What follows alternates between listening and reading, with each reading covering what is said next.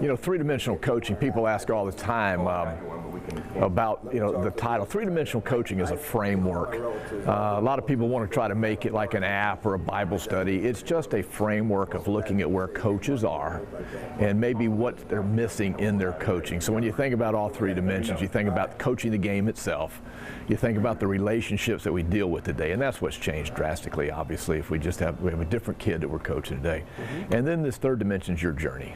You can't be what you're not. And so we know that if you're going to be this person that really can share the inner being of who you are, especially in your relationship with Christ, it has to be something that you're on journey with.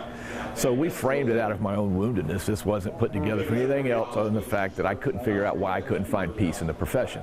And I love God and I love sports. But what I was missing was this component that I really was a calling. And once I got to that point, it began to change. So when we framed it out, as we began to just disseminate it around, what we found out is coaches were gravitating towards this because they were seeing the pieces they were missing, which is exactly what was happening in my life. So it's caught, the language of 3D has really caught on in the coaching world right now. It's kind of neat. FCA has made the, not the turn, but the emphasis of to and through the coach. And 3D has become kind of the point of the shovel. It's not the shovel itself. It's just a way to speak into the coaching culture. If you share with coaches, they can look at the three shelves and say, okay, where am I empty? And like any coach, when you see something empty, you want a strategy. And that's just who coaches are. So now we can introduce strategy. So it's just really caught on. And we're in FCA International is using it now in countries all over the world. It just tickles me because it's really not mine. All I did was, like any coach, took some stuff and put it together. And so it's been an interesting journey. It's been fun.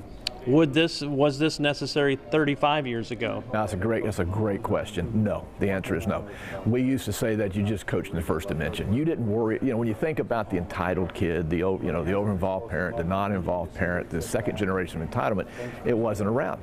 So coaches could just coach ball. They could just coach ball. And then if they had any issues dealing with the kids themselves, you called mom and dad and they took care of it. Those days are long gone. And because of that, coaches have got to become more than what they are. It's unfair what a coach has to do, but if they're going to survive, and I even like to say if they're going to thrive in the profession, they've got to understand their role and the influence. It just seems like every once in a while in society, there's a certain profession that just gets lifted up to a higher influence. And right now it's the coach. 40 to 50 million kids playing sport. That's never happened before in the history of civilization, where you got something that is not required by law. It's totally discretionary. Nobody has to play sports, but yet everybody is.